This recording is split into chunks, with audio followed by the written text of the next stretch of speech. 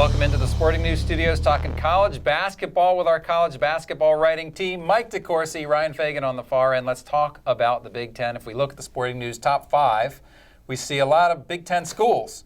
Number one, Indiana, to mention one. Is this the best basketball conference in the country? Well, I got into a Big Ten school once, so I can tell you that 60% of our top 5 is Big Ten. So I don't think it's pretty clear that we think that the Big Ten is the best basketball league. It's a league that had some lean years, but they've gradually built themselves back up. They've hired excellent coaches like John Beilein and Tom Crean. They've got terrific talent. They've got great young talent, really good special players like Glenn Robinson and Mitch McGarry at Michigan, like Yogi Ferrell at Indiana. So it's really starting to surge forward, and I think they're on a run that will last a few years. Is there a chance that these schools are so good that they just beat each other up throughout the season? There's the possibility, but we look at so much in RPI and so many of these other factors that determine how teams are ranked and how they're seeded. That's not going to hurt them. Losing to a team in Indiana, if they're number one in the RPI, that's not going to really hurt some other teams. But right, actually, it will help them. I mean, right? If you play the number one team or a team that's rated highly on the RPI, it helps you. Yeah, last year we had a 3-way tie in the Big Ten for the championship, and one of them became a 1, one of them became a 2 seed, and one became a 4.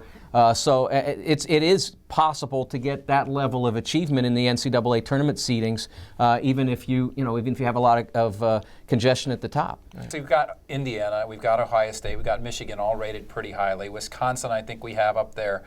What's a school beyond those 4 that maybe you think is underrated right now? Well, I think Michigan State's a team that you can never count on. Michigan State. Tom Izzo, he works magic up there in East Lansing sometimes. I think he's got a good, talented roster.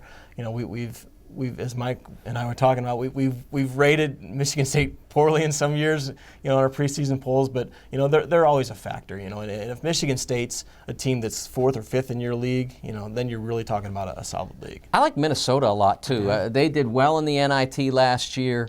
And it really kind of helped build them up. And they also did all that without Trevor Mbakwe, who missed the full season with injury. Right. That was a big blow to them, and they probably would have been in the tournament last year if that hadn't happened. He decided to stick around for a 6th year as a college basketball player, and having him as the foundation of a team with the Hollins guys in the backcourt, I think that's a team that we could very easily have included them in our top 25. All right, there you go. That's our look at the Big Ten Conference. For Ryan Fagan and Mike DeCourcy, I'm Tom Vandervoort. Thanks for watching.